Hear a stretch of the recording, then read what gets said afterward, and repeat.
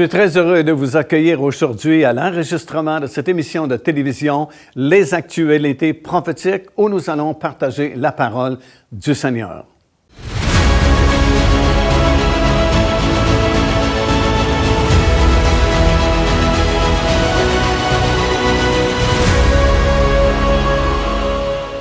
Alors, nous sommes en train de parler concernant cette attaque qui est imminente maintenant de Gog et Magog sur les montagnes d'Israël. Et nous avons expliqué dans nos productions précédentes comment les montagnes d'Israël signifient la Judée et la Samarie. Et nous avons, à partir du chapitre 35 du livre d'Ézéchiel jusqu'au chapitre 39, vraiment une révélation progressive qui nous fait comprendre les raisons pour lesquelles cette attaque aura lieu. Et il nous fait comprendre également comment Dieu va intervenir de façon vraiment surnaturelle à un tel point que les nations du monde sauront que c'est lui, l'Éternel, qui est intervenu. Et cela, comme on expliquait, va provoquer cette dernière grande moisson avant l'enlèvement de l'Église du Seigneur Jésus-Christ, alors que sans doute des millions de personnes sur cette planète se tourneront vers Dieu et accepteront le Seigneur Jésus-Christ comme leur Seigneur et Sauveur, seront glorieusement sauvés et feront partie sûrement de ce glorieux enlèvement qui viendra peu de temps après cette attaque sur les montagnes d'Israël. Alors, comme nous l'avons vu également, les prophètes avaient annoncé non seulement la dispersion, la grande diaspora, où le peuple juif a été expatrié presque dans tous les autres pays du monde, laissant la terre d'Israël à elle-même, seule, solitaire et vraiment désagréable à voir, comme on a constaté. Mais les prophètes avaient prophétisé que dans les derniers jours, les montagnes d'Israël, tout particulièrement, seraient à nouveau peuplées, des villes seraient construites, la terre elle-même serait ensemencée et il y aurait des fruits en abondance, de la nourriture en abondance. Et c'est ce que nous avons vu au cours de ces récentes années où tout simplement la Judée et la Samarie ont repris vie. Et il y a des villes nouvelles qui existent, comme la nouvelle capitale Ariel que je vous ai parlé et je vais vous en parler davantage un peu plus tard. Alors, ils sont revenus des quatre coins du monde. Nous avons vu ensemble comment le prophète Ésaïe avait parlé aux 4 points cardinaux, nord, sud, est, ouest, de laisser le peuple sortir de leur région et revenir s'établir dans le pays. Et ils sont revenus au tout début par des petits groupes, petits nombres, mais finalement, jusqu'en 1948, ils sont revenus alors que Ben Gurion a déclaré qu'Israël existait à nouveau.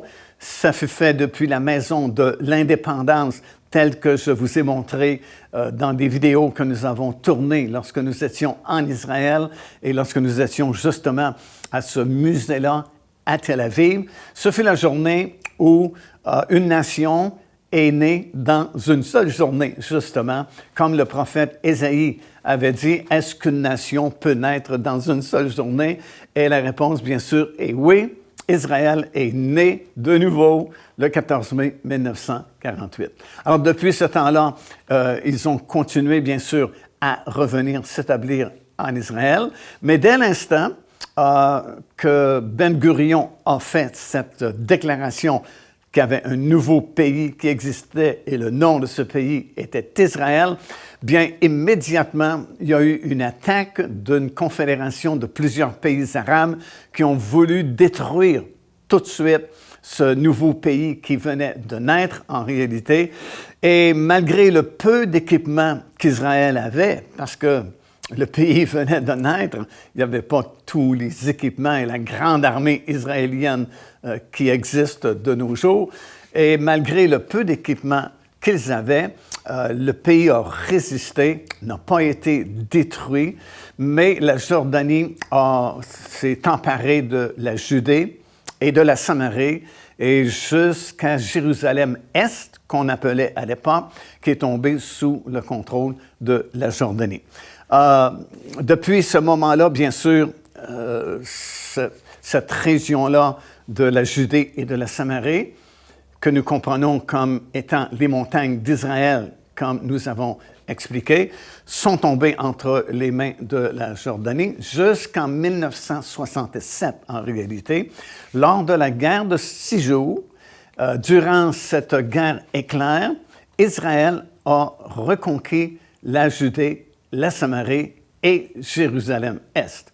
Ce fut une guerre vraiment exceptionnelle, celle de 1967, qui a permis à Israël surtout de récupérer la vieille partie de la ville de Jérusalem, où se trouvent en réalité tous les lieux saints très importants, comme l'esplanade du Temple, la montagne des Oliviers, Golgotha, tous ces endroits-là que nous visitons régulièrement et qui sont vraiment très importants pour la chrétienté.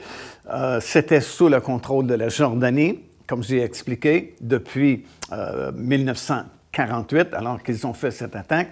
Mais en 1967, lors de cette guerre des 6 jours, comme on l'a appelé, Israël a reconquis la région de la Judée et de la Samarie, et surtout, comme j'ai mentionné, Jérusalem-Est.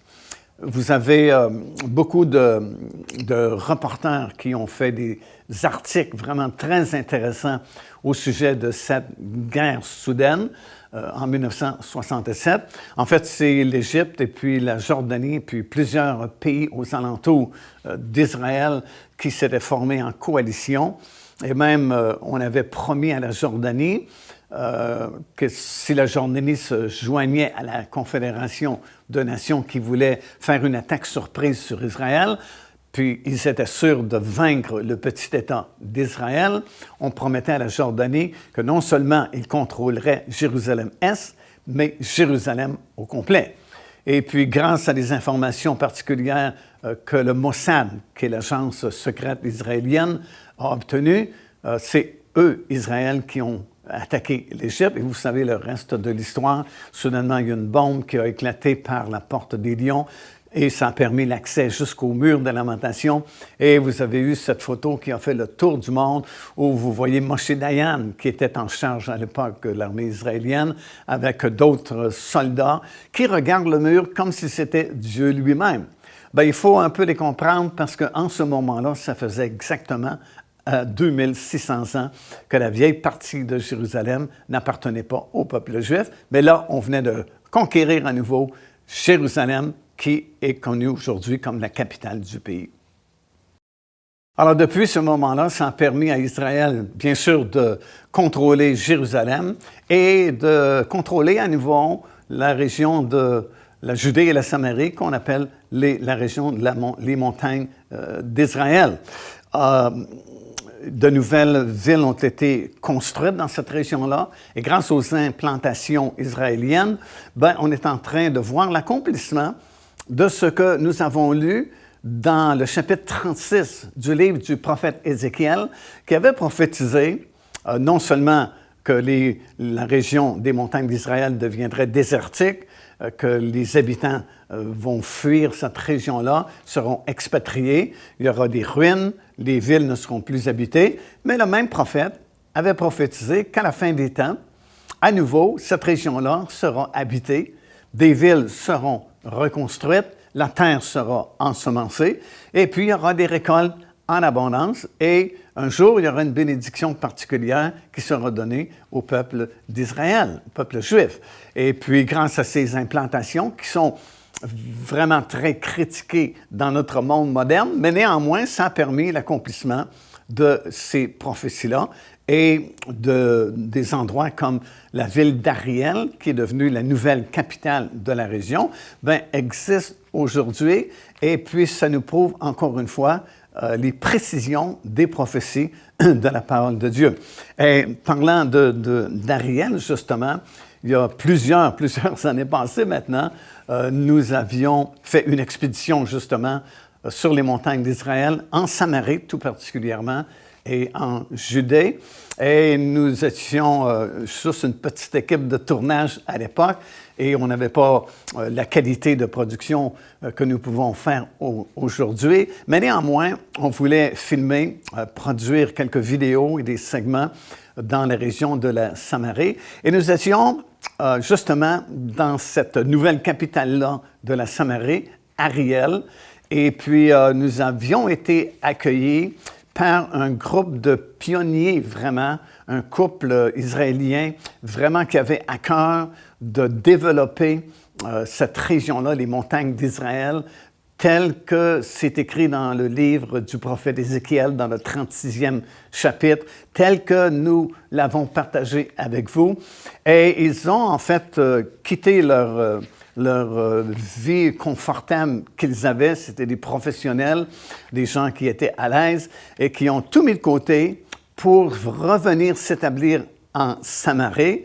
Et ils ont construit, en fait, le premier hôtel qui a été construit depuis l'an 70 en Samarie. Et cet hôtel-là qui existe encore aujourd'hui, c'est l'hôtel Hachamron à Ariel, la nouvelle capitale d'Israël. Et ils ont construit cet hôtel-là. Et puis, c'est là où nous avons logé lorsque nous avons visité la Samarie pour filmer ces quelques segments-là sur vidéo à l'époque. Et nous avons été vraiment très bien accueillis. Et le soir, le propriétaire de l'hôtel, celui qui avait fait la construction de cet hôtel-là, commençait à nous expliquer tout ce qui se passait dans la région de la Samarie et comment c'était vraiment l'accomplissement des prophéties, surtout du 36e chapitre du livre d'Ézéchiel, qui se produisait sous leurs yeux et que c'était vraiment très intéressant et vraiment très encourageant de voir les accomplissements de ces prophéties-là.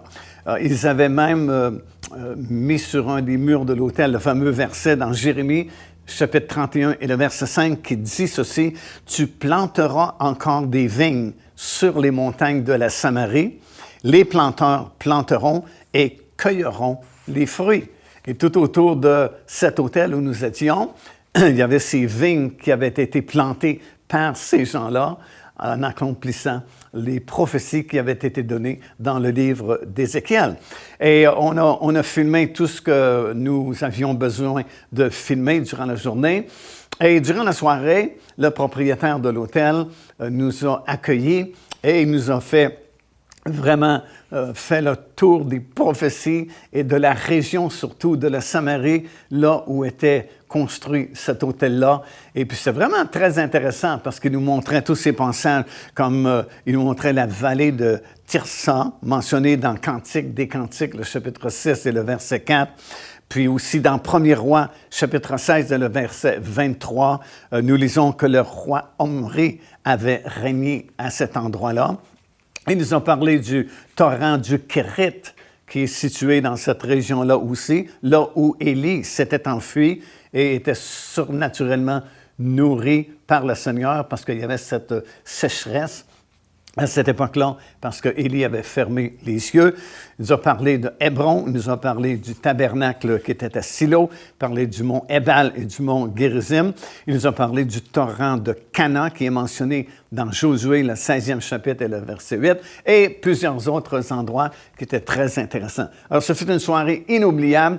C'est dommage qu'on ne peut pas utiliser ce que nous avions filmé à l'époque, parce qu'encore une fois, nous n'avions pas l'équipement professionnel que nous avons aujourd'hui, mais c'était vraiment fascinant et intéressant de constater que les prophéties s'accomplissaient. Alors, si nous revenons à ce 36e chapitre du livre du prophète Ézéchiel, nous pouvons constater le plan général que Dieu a pour le peuple juif et qui s'accomplira sûrement parce qu'encore une fois, la parole de Dieu, c'est la vérité. Et même si le ciel et la terre vont passer un jour, comme le Seigneur Jésus a déjà dit, ma parole ou mes paroles ne passeront point. Alors, si c'est écrit dans la parole de Dieu, ben c'est quelque chose de solide, quelque chose de sérieux.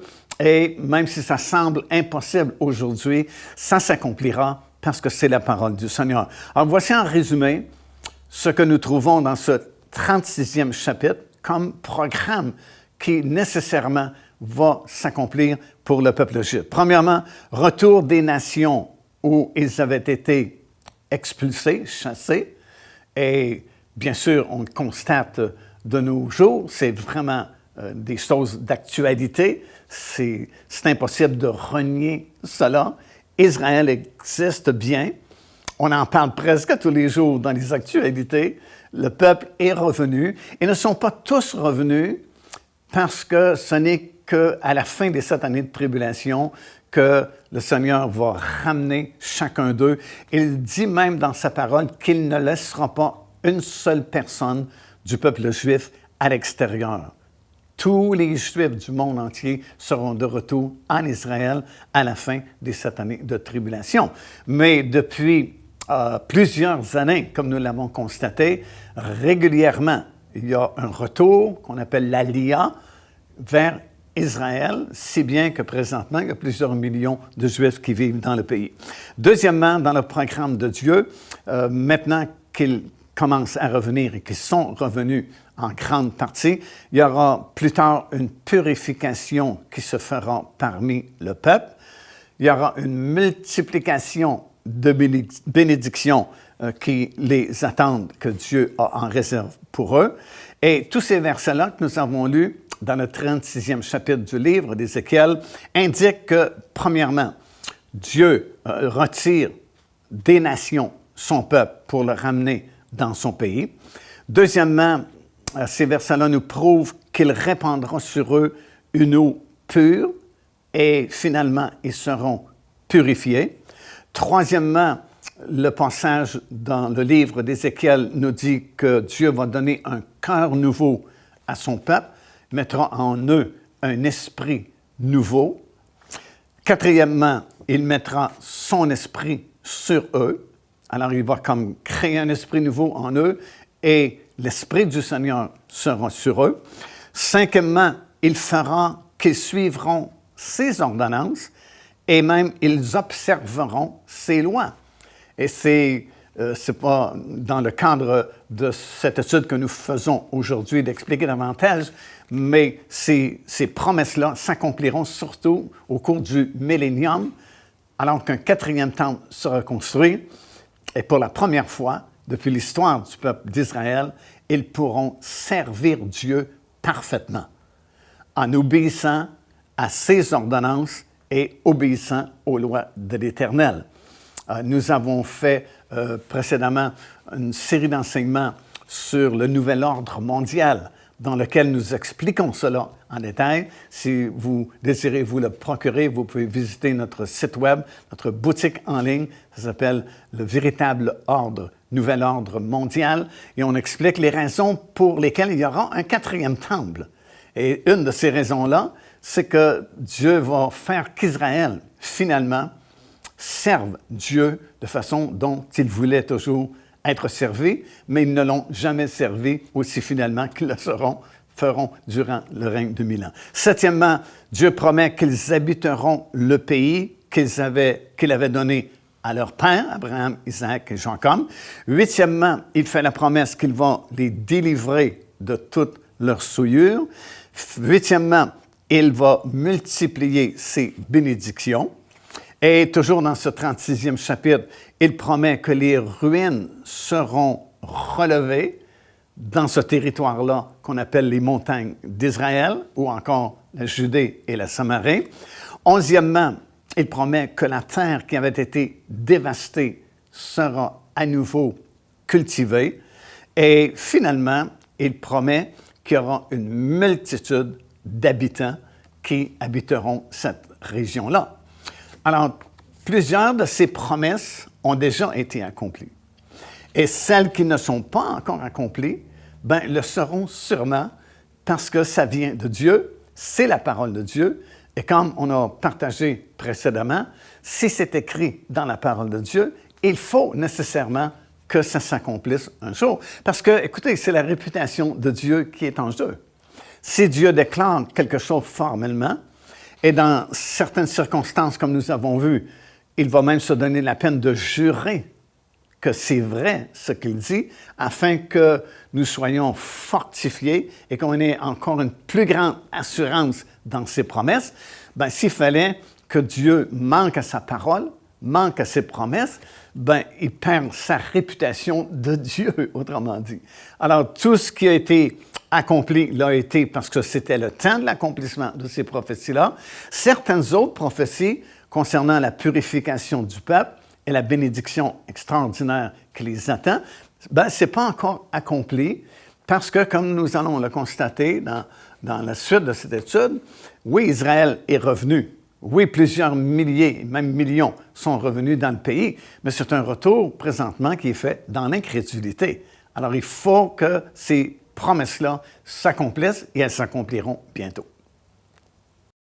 D'ailleurs, il y a des versets très précis dans le livre du prophète Ézéchiel qui nous expliquent que ce premier retour des Juifs vers Israël, ben, il se fait dans l'incrédulité et que Dieu accomplit sa parole quand même à cause de son nom, à cause de sa réputation. Et par exemple, ici, dans le chapitre 36 du livre du prophète Ézéchiel, des versets 20 jusqu'à 23 et au verset 32 également, nous lisons ceci. En fait, Dieu explique que ce n'est pas à cause d'eux qu'il agit ainsi et qu'il accomplit ses promesses envers son peuple. Et il dit ceci, « Ils sont arrivés chez les nations où ils allaient et ils ont profané mon saint nom, en sorte qu'on disait d'eux, c'est le peuple de l'Éternel, c'est de son pays qu'ils sont sortis. Et j'ai voulu, dit le Seigneur, sauver l'honneur de mon saint nom, que profanait la maison d'Israël parmi les nations où elle est allée.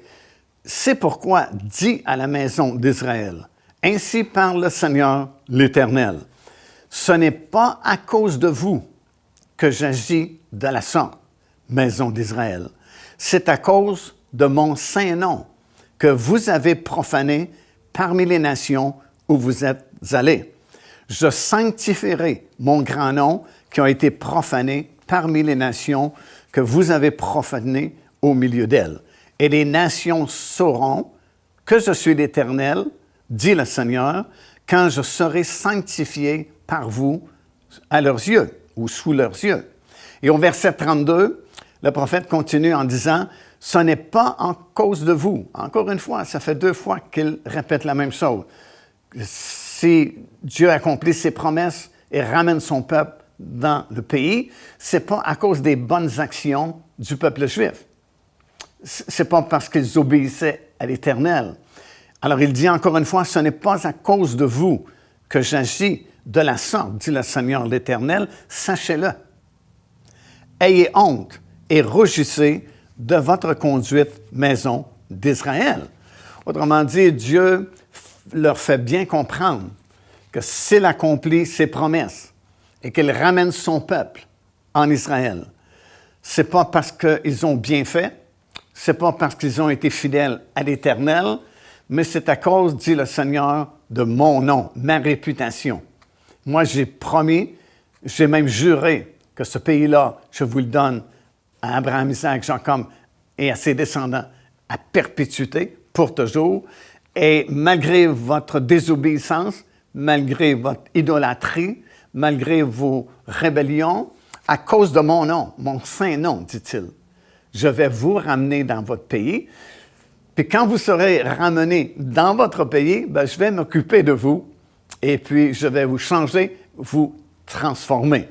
Mais il veut faire clair que ce n'est pas à cause d'eux, ce n'est pas à cause de leurs bonnes actions qu'ils reviennent s'établir dans leur pays, c'est pour sauver l'honneur et la réputation du saint nom de l'Éternel. Et c'est vraiment ce qui est arrivé. Présentement, ce que nous voyons, oui, c'est un retour, un alia de plusieurs Juifs qui reviennent s'établir dans le pays d'Israël, mais généralement parlant, c'est un retour qui se fait dans l'incrédulité.